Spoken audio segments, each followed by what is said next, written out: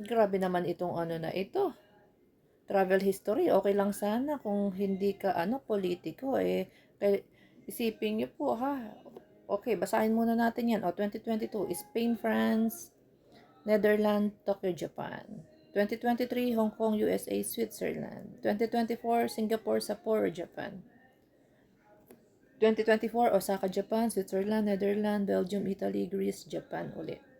2025, Japan, USA, Korea, UK. Nasa September pa lang tayo, nakakaapat na siya. Anyway, ito. Kasi yung travel niya, okay lang yan. Pero kasi napakaraming travel, pero pinapasahod po natin yan ha. Pinapasahod po natin yan pero wala sa kanyang opisina.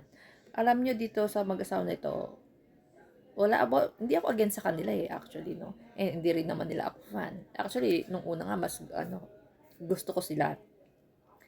Pero, itong mga, hinanaing nitong kababayan nito ni Arjo, na lagi daw wala, lagi daw travel ng travel. Eh, sana hindi ka tumakbong politiko. Kasi kapag politician ka, you have to serve. 'Di ba?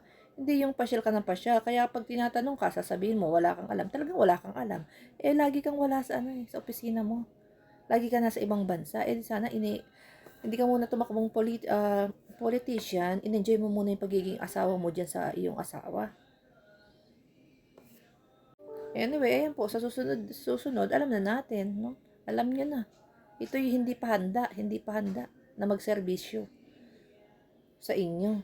And merong ang kinasasangkutan dito sa flood control, di ba? At nadamay pa ang tatay niya. At ngayon, dami pa buong pamilya dahil nahahalong katuloy yung mga yaman nila doon sa interview ni Corina Sanchez kay Sylvia, di ba? Nandun yung mansyon, yung yate, yung helicopter, yung mga bahay.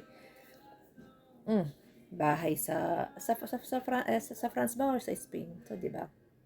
Madami siyang issue ngayon. So, pagpahingahin na po natin ito sa 2028, tama na muna yung pagiging panatiko ng mga artista, no? Wag natin isa alang-alang yung pagiging panatiko natin sa mga future, sa future po ng ating mga anak. No?